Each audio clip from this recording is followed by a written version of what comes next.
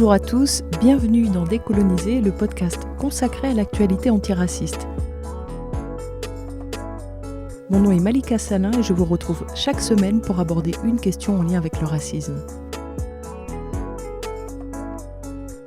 Décoloniser est un espace où parler de lutte, de résistance et où essayer de comprendre comment fonctionne le racisme pour mieux le combattre.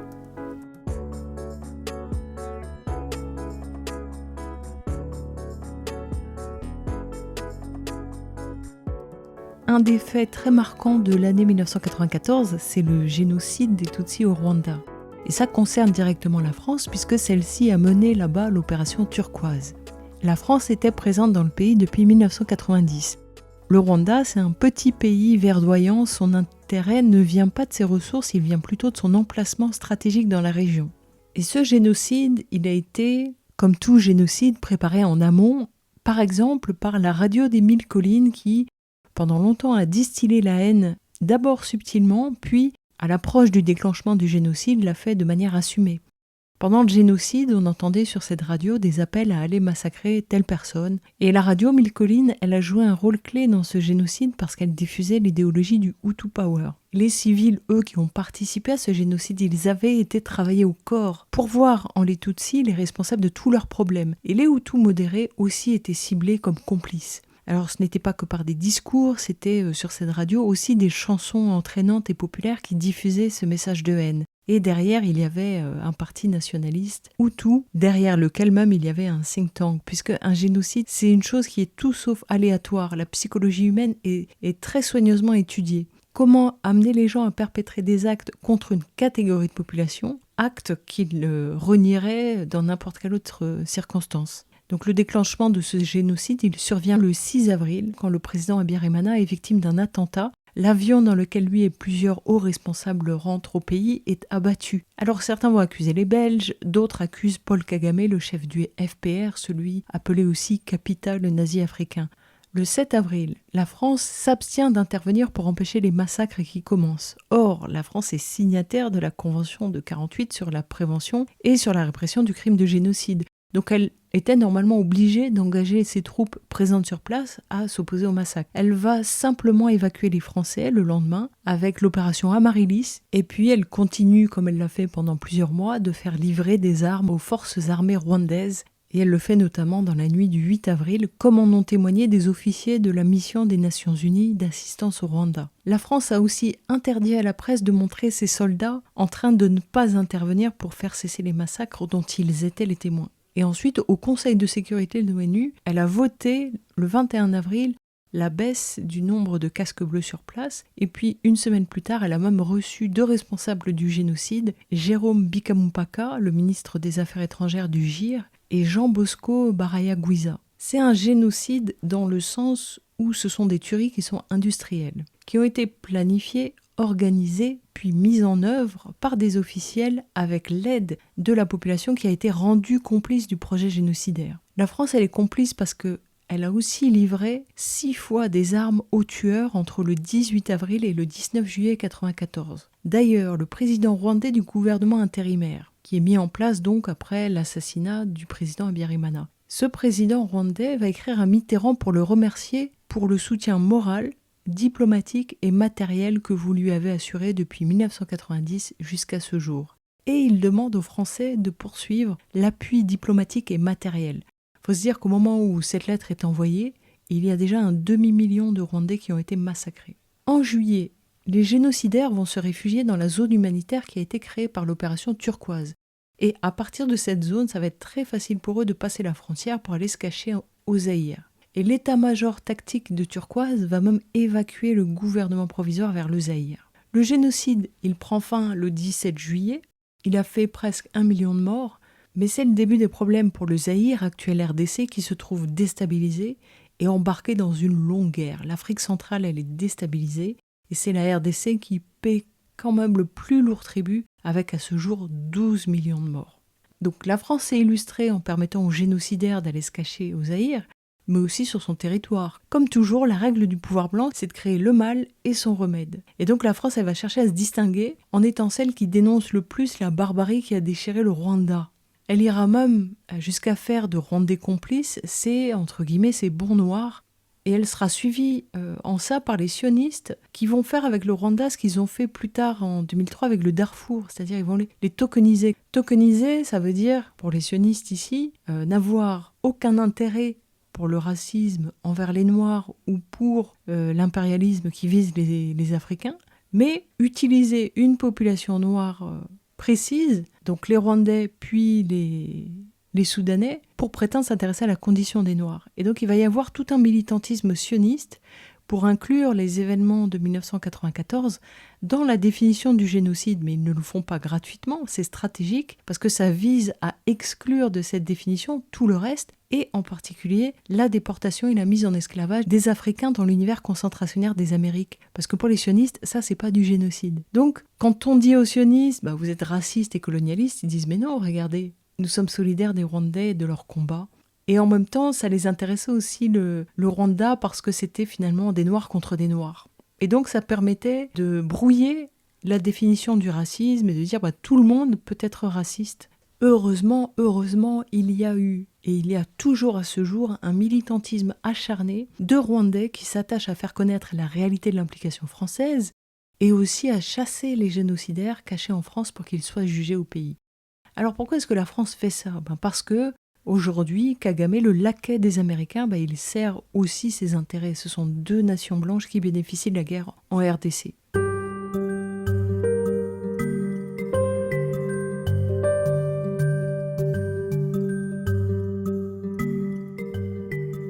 Et puis, du côté des quartiers en France, il y avait de grandes attentes après les annonces de plans d'urgence en 1993. Or, rien ne vient.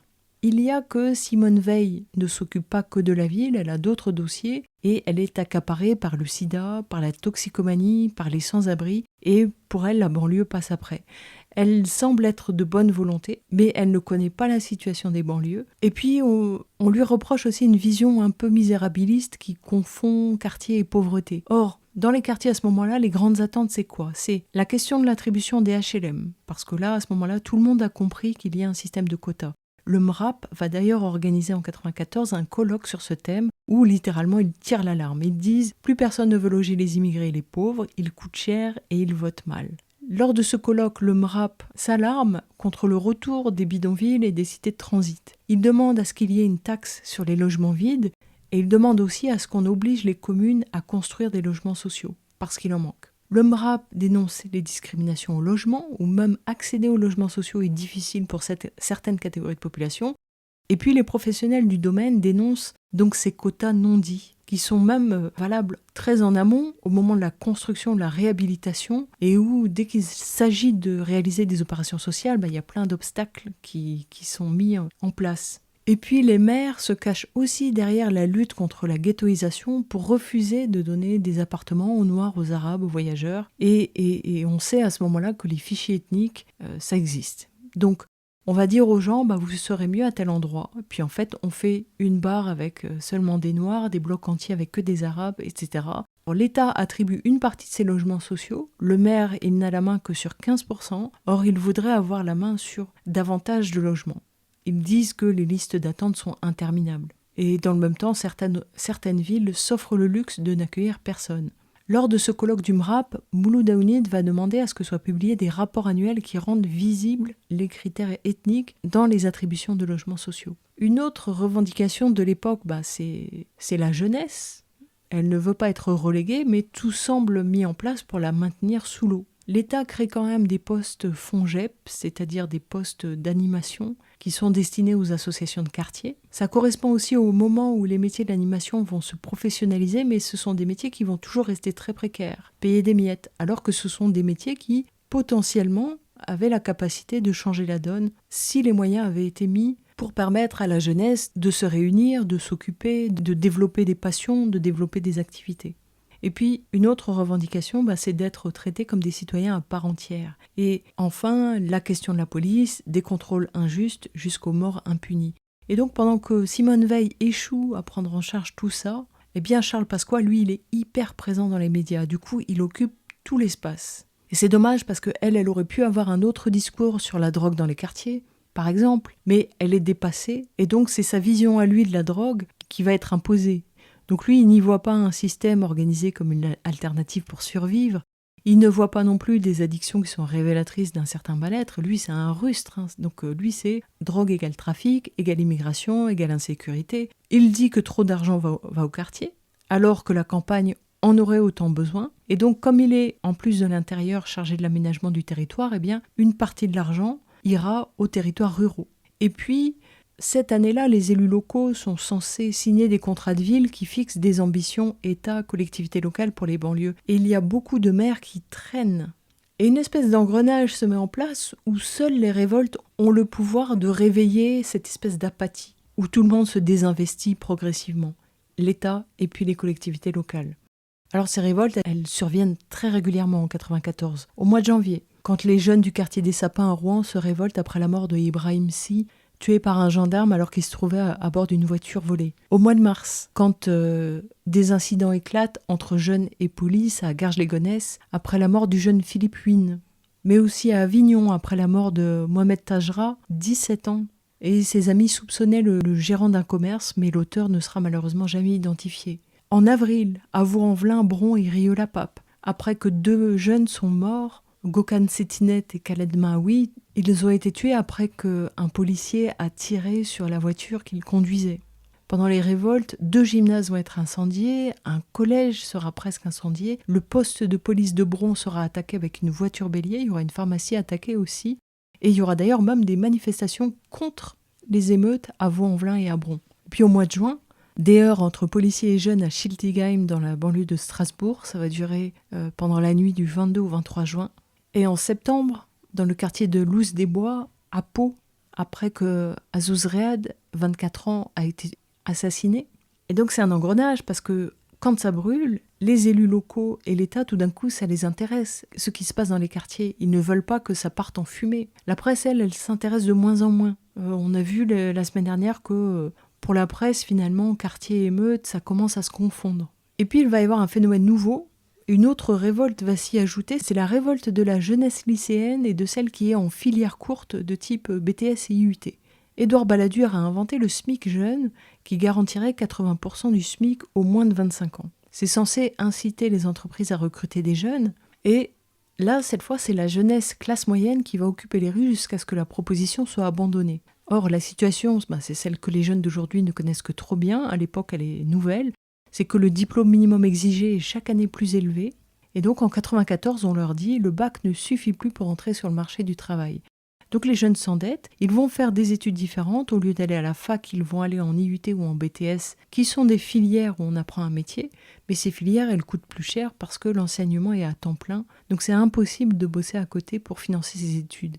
Et ils font tout ça pour s'entendre dire qu'ils n'auront pas de job garanti. Donc la colère gronde contre ce qu'ils appellent la grande braderie des BTS et des IUT, et c'est partout en France qu'ils vont manifester contre ce contrat d'insertion professionnelle. Donc on a vraiment 2 jeunesses, une qui croyait garantir l'accès à l'emploi et qui déchante, et puis l'autre qui n'en est plus à espérer de travailler, qui organise sa débrouille, qui est durement réprimée pour ça et qui le paie parfois de sa vie. Et ces 2 jeunesses, elles vont se croiser dans les mouvements lycéens. Ça va se traduire par des débordements dans les manifs de lycéens à Montparnasse. Des casseurs vont tenter d'entrer dans le centre commercial, vont s'en prendre aux voitures de police, casser du mobilier urbain, piller les magasins, et ceux interpellés viennent de la banlieue. Donc les sociologues se penchent sur le phénomène, la révolte de la jeunesse devient une question politique, chacun y va de ses explications, et c'est de comprendre autant en s'appuyant sur le réel que sur le côté fiction musicale et cinématographique, et on parle à l'époque d'une génération incontrôlée. La jeunesse, elle n'attend plus rien de l'État, elle en est à chercher d'autres moyens de survivre. Alors, Julien Drey, qui ne perd jamais une occasion de s'enrichir, il va pondre un rapport sur la violence des jeunes dans les banlieues. Le rapport ne sert à rien, sinon à son auteur, mais finalement, après une énième émeute, l'émeute de Garges-les-Gonesse, la ministre de la ville va se déplacer et essayer de trouver les mots pour convaincre la jeunesse. Elle leur dit « Je veux me battre avec vous ». Sauf que c'est comme en amour, les mots ne comptent pas, il n'y a que les gestes. Et à ce moment-là, il ne reste plus que les associations à lui donner de l'attention parce que les associations, elles attendent encore quelque chose. Alors les gens se désolent d'un gymnase brûlé parce que dans leur esprit, il n'y a que ces infrastructures qui vont empêcher la ghettoisation en faisant venir dans le quartier des gens de l'extérieur. Mais du côté de la jeunesse, qui n'a pas d'autre moyen d'exprimer son mécontentement politiquement, la révolte, c'est le seul moyen de créer un intérêt. Ça crée une grosse explosion qui suscite l'intérêt des politiques et des médias. Malheureusement, l'intérêt retombe. Quant à ceux qui cherchent à expliquer à quoi bon essayer si on fait abstraction du manque de confiance des jeunes à l'égard de la police et de la justice, manque de confiance qui du coup contamine toutes les relations avec les représentants de l'État, parce que cette jeunesse-là, elle détruit exactement ce que la politique de la ville construit et dont eux n'ont pas besoin. L'État, lui, il est là avec ses contrats de ville, il a besoin d'en signer le plus grand nombre possible pour pouvoir afficher des résultats, mais localement, ça ne correspond pas forcément avec les besoins que les élus expriment pour leur territoire. Alors souvent, ce sont les préfectures qui vont se retrouver chargées de sélectionner les associations qui vont récupérer quelques miettes. Et forcément, les préfectures, elles vont sélectionner les structures paramunicipales, les plus faillottes, au détriment de celles qui font un travail efficace localement et qui, elles, peuvent être dans la confiance avec la population. Et donc, même si l'argent tombe sur les quartiers en nombre, il ne permet pas de donner des moyens aux associations qui ont le potentiel, localement, de créer du commun, de créer du collectif, précisément parce que le collectif peut mener aux politiques. Et ce sont vraiment toutes ces conditions, et surtout pas le désintérêt ou l'inexpérience politique, qui ont cultivé l'abstention dans les quartiers. Et au lieu de réellement réorganiser la démocratie à partir de toutes ces données nouvelles, l'État crée une politique de la ville qui repose sur des techniciens et puis sur les collectivités. Les habitants, eux, ils sont complètement dépossédés. On les invite à s'exprimer dans cette politique de la ville, mais de manière totalement symbolique. Donc eux, ils n'ont pas le pouvoir de nommer les responsables, ils n'ont pas le pouvoir de les sanctionner non plus. Par exemple, si leur préoccupation principale, c'est l'attribution des logements, contre qui est-ce qu'il faut voter pour remettre en cause cette organisation? Ou alors pour avoir un centre culturel musulman ou organiser la vie communautaire et avoir une mosquée? Et les sociologues, ils ne répondent pas à ces questions. Eux, ils tentent de penser la relégation, l'exclusion, la manière dont ces zones, ces secteurs sont mis à la marge. Mais en vérité, il n'y a rien de bien nouveau à comprendre, parce que cette condition, on l'a vu dans les années 20, dans les années 40, 50, 60, 80, elle est toujours à peu près la même. Les mots changent. Ça a été l'indigène, le français musulman, le travailleur immigré, le beurre, le jeune de banlieue, mais dans l'ensemble, on est dans la continuité. Et l'absence de participation politique, elle n'est pas un dysfonctionnement, c'est le résultat logique des politiques mises en place. Et donc les habitants des quartiers qui sont concernés par la politique de la ville, ils vont dire « on ne fait pas assez pour nous », et les gens qui n'habitent pas le quartier diront « on fait trop pour eux ». Certains, à partir de ce moment-là, se diront la solution, elle va venir des entreprises. Donc un peu plus tard, en 96, ils vont créer les zones franches urbaines. D'autres misent sur la formation des jeunes parce qu'il est de plus en plus possible d'apprendre un métier en dehors de l'école. Mais ça, ce sont les légères avancées du gouvernement qui ne compensent pas tout ce que Pasqua aggrave par son discours sur les banlieues.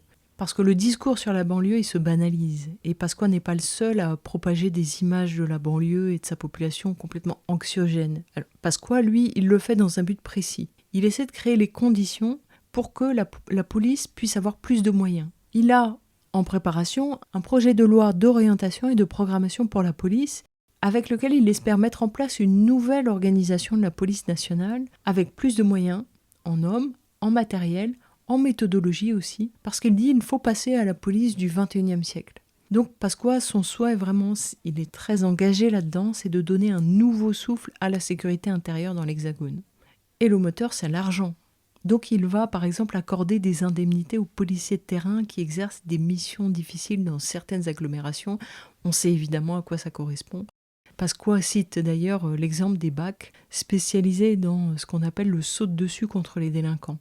BAC qui d'ailleurs depuis 92 sont généralisés à tout le territoire après avoir été créés au départ pour l'Île-de-France. Donc ceux-là, les BACeux, Pasqua les soigne. Pour ce projet de loi, il s'est donné les moyens. Il a commencé dès 1993 en lançant une énorme consultation via la mission Borderie. 120 000 policiers ont pu s'exprimer dans un questionnaire sur leur métier, sur l'organisation de la police. Le résultat aurait dû être public, mais la maison en aurait pris un tel coup que finalement le rapport est resté confidentiel. Mais c'est sur ce rapport que Pasqua s'appuie pour proposer sa loi. Et là, on se dit à quel moment est-ce que les professionnels de la santé ou de l'éducation ont été consultés de la même manière et ont pu s'exprimer sur les réformes qu'ils imaginaient être nécessaires pour leur institution. Pasqua, avec ce projet de loi, il renforce aussi le pouvoir des préfets, il développe la vidéosurveillance, et alors, fait incroyable, il obtient que le stockage des images ne relève pas de la loi informatique et liberté de 78 et qu'il ne relève pas non plus du contrôle de la CNIL. Autre point de la loi, les fouilles avant manifestation sont autorisées. Il crée même la peine complémentaire d'obligation de répondre. Alors ça, imaginons qu'une personne ait été arrêtée en marge d'une manifestation. Ça va autoriser la police à la convoquer au commissariat à l'heure d'une manifestation et donc l'empêcher d'aller manifester.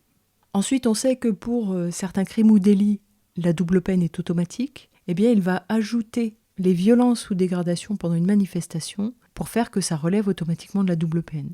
Pasqua fait construire 150 commissariats et il va aussi impliquer les concierges de HLM dans les activités de surveillance. La partie de sa loi qui intéresse le plus les policiers, ça sera celle qui concerne le statut spécial que Pasqua va offrir aux policiers pour leur permettre de passer hors catégorie en tant que fonctionnaires et de bénéficier d'indemnités exceptionnelles et de conditions particulières en matière de régime indemnitaire. Donc c'est pour ça que Pasqua n'a que banlieue, drogue, trafic, immigration, pillage, violence, émeute à la bouche. C'est parce que c'est la raison d'être de cette police et que cette police, il la soigne. Pasqua en fait aussi des tonnes sur l'islamisme. Il laisse croire que la France pourrait un jour devenir la base arrière, c'est-à-dire le sanctuaire du fils algérien, ce qui est inexact. Avec son discours qui amalgame réseau islamiste plus ou moins bien implanté, plus ou moins actif en France, et la grande masse des musulmans, qui ne sont pas tous algériens ou d'origine algérienne, il stimule l'islamophobie et il va rendre possible des dérives comme celle des martyrs de Faux-Lambray. Or, ces dérives, elles laissent des traces et elles contribuent à dégrader la relation entre descendants de l'immigration et France. Cette histoire des martyrs de Faux-Lambray, vous la lirez en détail au lien qui est disponible avec cet épisode. Ça commence avec l'opération Chrysanthème de 1993. 88 personnes sont soupçonnées d'appartenir à des réseaux terroristes en lien avec le Front islamique du salut algérien. Certaines de ces personnes sont expulsées, d'autres sont assignées à résidence. En août 1994, plusieurs dizaines d'autres personnes sont arrêtées après que des Français ont été assassinés en Algérie. Et alors que c'est illégal, ils vont être assignés à résidence à Faux-Lambray, un petit village du Nord, dans une caserne militaire. Pasqua les traite de complices de terroristes et d'assassins, sauf que leurs avocats vont découvrir des dossiers vides. Ils assignent le ministère de l'Intérieur en référé, et la veille de l'audience, 20 des 26 personnes seront expulsées en urgence. L'Algérie n'en veut pas, c'est le Burkina Faso qui va les accueillir. Et toutes ces personnes, elles croyaient que c'était pour quelques jours. Et en fait, ça va durer des années. C'est une déportation. Certains ont réussi à partir dans un autre pays avec de faux passeports et une poignée sont restés au Burkina Faso. Le journaliste Rémi Carayol a raconté leur histoire en 2013. Il donne notamment la parole à Maître Zimozrag qui se demande encore 20 ans plus tard ce qui lui a valu cette déportation. Alors il cherche. Il imagine que c'est peut-être son engagement au FLN. Un autre, Soufiane, avait été approché par les RG, mais il avait refusé de devenir un indique. Et c'est ce qui lui a valu d'être expulsé. Il s'est fait à son sort. Il a fondé une famille au Burkina Faso. Et au moment où il est interviewé, il espère revoir sa famille, mais ses demandes de visa sont toujours refusées. Du coup, il dit que ce n'est pas Ouagadougou, c'est Ouagatanamo. Et le pire, c'est qu'il a obtenu de faire annuler par la justice son arrêté d'expulsion, mais la France refuse toujours ses demandes de visa, ce qui est quand même la preuve supplémentaire que la France ne respecte ni ses propres lois, ni sa propre justice. Donc là encore, c'est en créant une panique islamophobe, en convainquant les Français que ce qui se passe en Algérie risque d'arriver en France, qu'on arrive à justifier des mesures telles que celles-ci qui sont parfaitement illégales. Et parmi les responsables, il n'y a pas que Pasqua, il y a évidemment des intellectuels, comme par exemple Gilles Kepel, qui a donné un fondement scientifique à cette panique islamophobe. Déjà en 1994, il publiait des livres sur la radicalisation de la jeunesse musulmane de France. Mais il n'y a pas que lui. François Bayrou aussi en est un autre. En 1994, il a élaboré un nouveau texte réglementaire sur le port du foulard islamique à l'école. Il le fait pour céder aux caprices de l'ancien principal du collège de Creil, Ernest Chénière, qui ensuite est devenu député RPR. Et là, on voit que c'est un véritable militant radical de la laïcité. Dès le mois de juillet 1994, il dépose une proposition de loi pour interdire le port ostentatoire de tout signe d'appartenance religieuse, politique ou philosophique dans les établissements scolaires. Il dit dans sa proposition de loi que l'école est le terrain de prédilection de la stratégie insidieuse du djihad et il qualifie d'alarmante la situation dans certains établissements. Ils veulent donc imposer le principe de neutralité à tous les membres de la communauté scolaire. En même temps, ils insistent sur l'importance de la liberté d'expression des élèves et sur le respect du pluralisme et du principe de neutralité. Bayrou le canalise un peu, il préfère une circulaire, mais ce sont vraiment ces gens-là qui créent le problème parce qu'à l'époque, les cas sont rares et ils ne font pas tant de vagues que ça. Ainsi, en mai 1994, 2 jeunes filles avaient fait un recours après une interdiction et le Conseil d'État est allé dans leur sens. D'autres fois, ça a été considéré comme une perturbation des activités pédagogiques et les élèves ont été déboutés. En tout cas, il y a peu de cas et ces cas se règlent discrètement. C'est donc, on voit toujours des gens comme cet ancien proviseur de Creil qui mettent le feu aux poudres.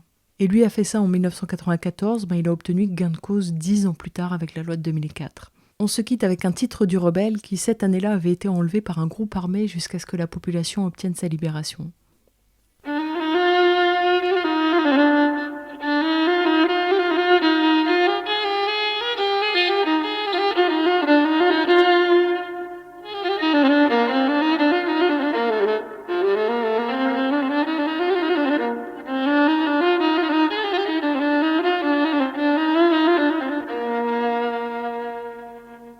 هذا هجر ولي ويتشور هذا هجر ولي ويتشور ذي الشحنين ذي الغبان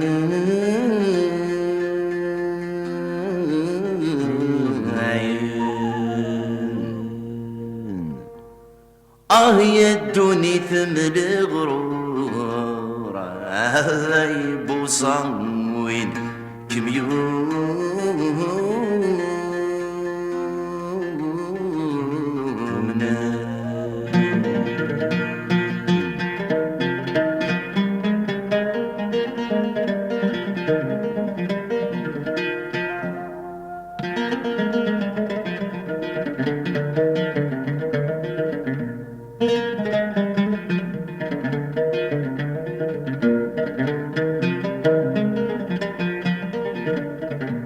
يدوني ثم الغرور يبوصن وين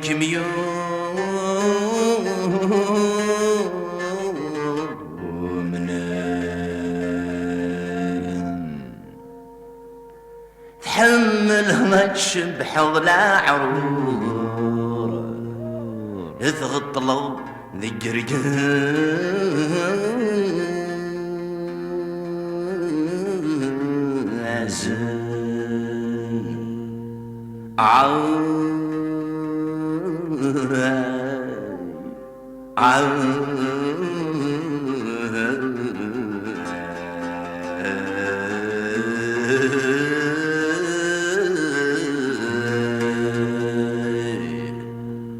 غافل فحل ثاقني تننور يشوب لز الزمان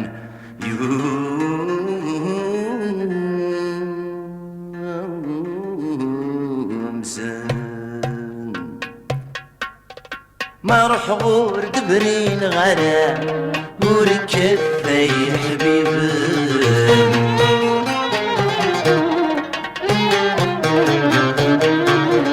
الطانوري يسقي الثما يفدني كونات صغار نغلق ذكر بالتمرام الغرضي سيدي تقن ميلا تجيك أجمل تسر تصرد ويدي يسودن غلق ذكر بالتمرام الغرضي سيدي تقن ميلا تجيك أجمل تسر تصرد ويدي يسودن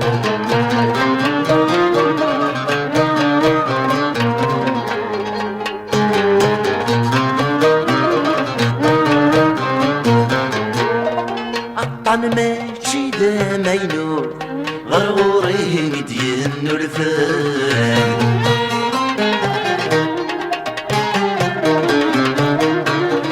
يخفي وثر ملي ثاقو يوثي في الحفظي ظرفان وثي ذي ثبور سمح مي يا مولان عزيز حسبت يموت خاص ضمت تسجن بخام وثيدي ثبور سمح ميا يا مولاي عزيز حسبت يموت خاص ضمت تسجن بخام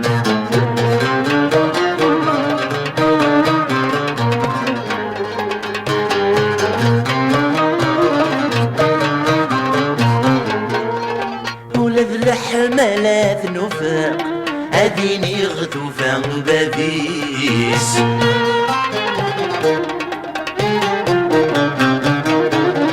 أحبيب كود الدوغ يغرق قم ضيق يدي ينهار وليس ما تسيري وثميسي يحرق تسولد الخياديس حلفا بثدهم الحلق هتسفرو ايدي الشغليس ما تسيري وذميسي يعرق تسولد الخياديس حلفا بثدهم الحلق هتسفرو ايدي